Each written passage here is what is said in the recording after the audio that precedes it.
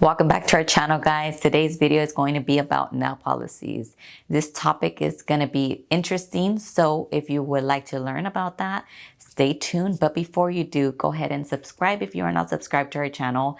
Definitely an interesting topic you guys do not want to miss out on. And without further ado, let's get started.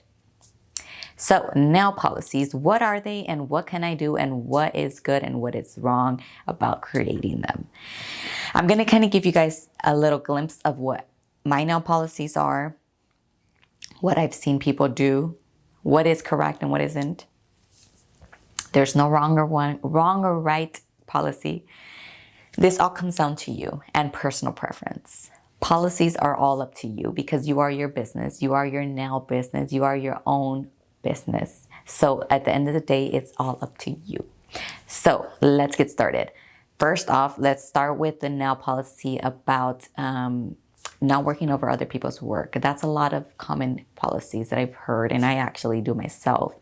One of the reasons why a lot of us nail techs don't like to work over other people, which other people meaning nail techs work, is because we do not know what product has been underneath that work, and we do not want to work over it, because if something were to happen to you after you come to me, but previously you went to somewhere else, you're going to blame me for touching your nails because I'm the last one who touched it, if that makes any sense.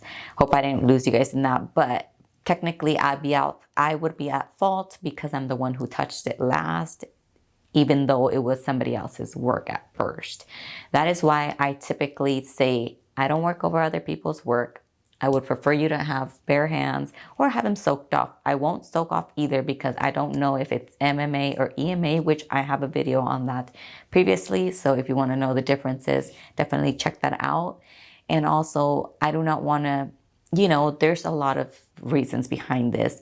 Mostly, we don't like certain shapes that people do, the way that people do it. You're pretty much going to redo and transform a whole different set that you shouldn't even be dealing with. You should just start fresh and come to an appointment with fresh set of nails instead of fresh set of nails, meaning nothing at all, compared to, oh, I want you to work on this, I want you to fix them.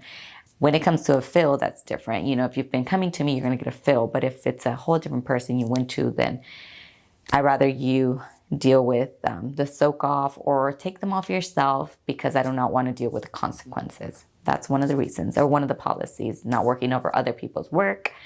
Another policy is some people do not do fills, which is so weird to me because I don't have any, to each its own, but it's just a lot of, taking off your nails, taking them off, thinning of the nail.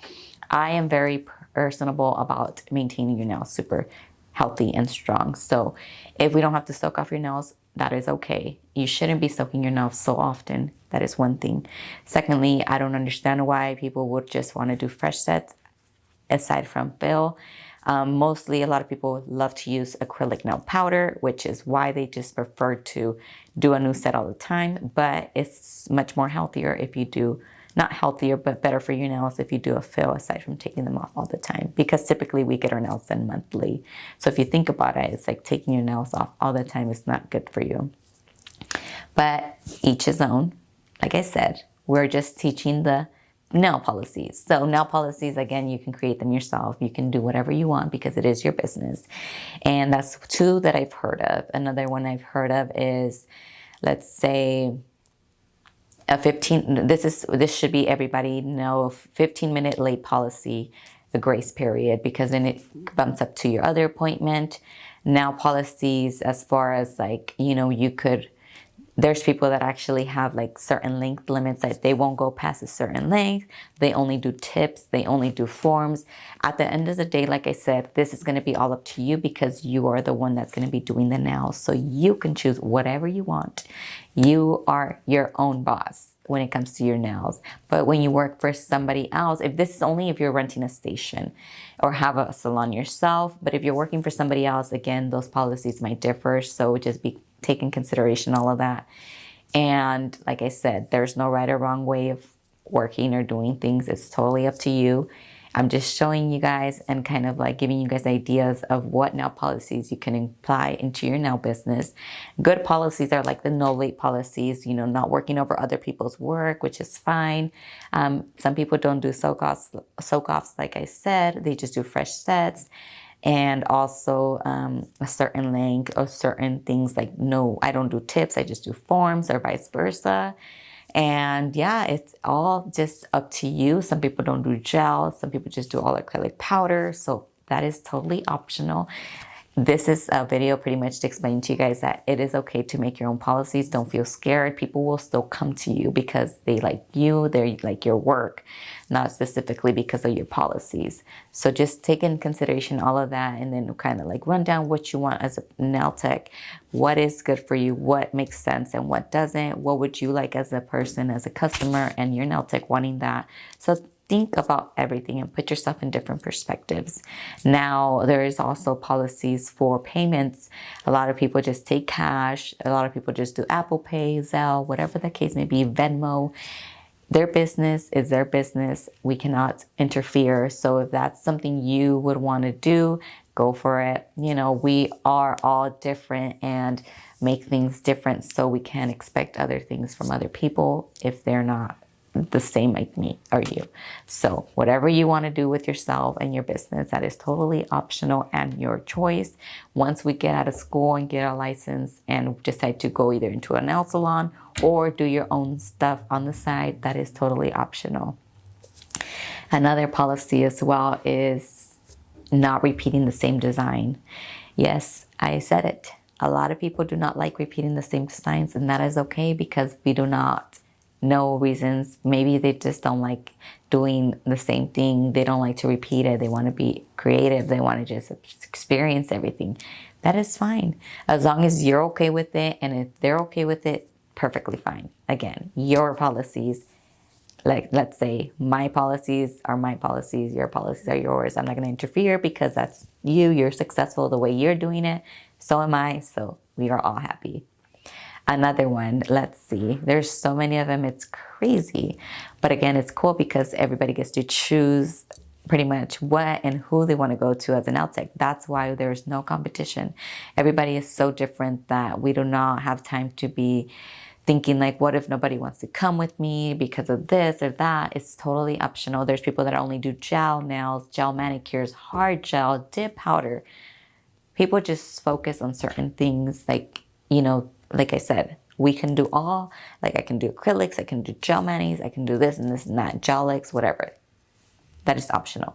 There's people that only do gel manis. There's people that only work with hard gel. Again, it's your optional, your business. You choose. You, like I said, it's your entire life in a sense because you're going to be the one doing it. So take in consideration that when it comes to nail policies, think about yourself and also think about the customer if they would like that. So just something to think about because, you know, if we think about only ourselves and their benefit, then we're not going to think about our client, which is something that we depend on because, of course, if we don't have clients, then we don't have a career. So let's see. Another policy can also be, there's so many policies. It's insane. You know, when you come to a nail appointment, you can only bring yourself, nobody else. We got to respect that. There's some people that don't like other people in their space or just watching people them do their nails.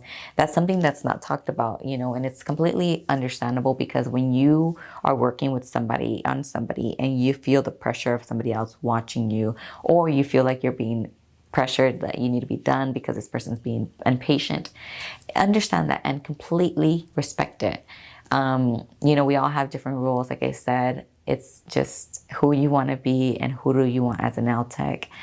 And yeah, you can create your rules, but make sure that when you do have policies that you write them down and make sure that you send it to your clients. Because when I started working from home at the beginning and I would tell them, you know, I work from home, first of all, you know, I'm licensed and stuff like that, but I do just want you to come because or one more person, but it can't be a man or whatever, because I just don't feel comfortable, you know, bringing somebody that I don't know into my home. So, you know, you got to be respectful as a client and as a nail tech as well.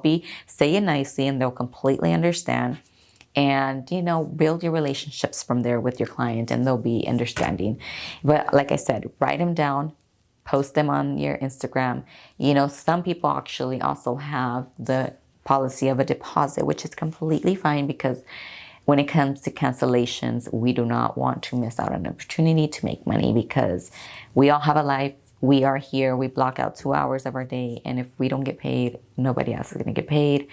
Things, you know, we can't get paid if nobody's coming or showing up. So deposits are highly encouraged. I completely understand that. And you have to be respectful to certain people not wanting to do that. You have to understand that a lot of people don't want to pay right then and there and then get the service done. Some people, you know, just have different preferences, but there's a bunch of people in this world. So don't worry about not having clients, because nowadays a deposit is required for everything. And I mean it, everything.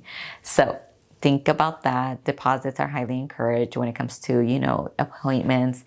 And yeah, there's so many of them, guys. I do not want to make this video super long, but if you guys learned a little bit of nail policies, and if you guys want to share some policies, so that way nail techs that are starting their career will get some insights and actually get ideas, comment them down below, guys. Don't be afraid to share your policies. Like I said, there's no wrong or right policy. It is totally up to you.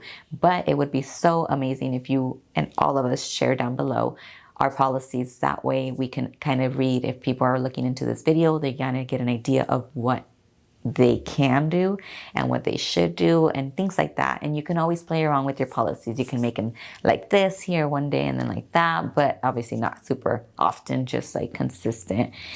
And yeah, guys, if you guys like this video, remember to give it a thumbs up. Subscribe if you're not subscribed to our channel. And this was brought to you by Artistry Nails. We will see you in our next video. Bye.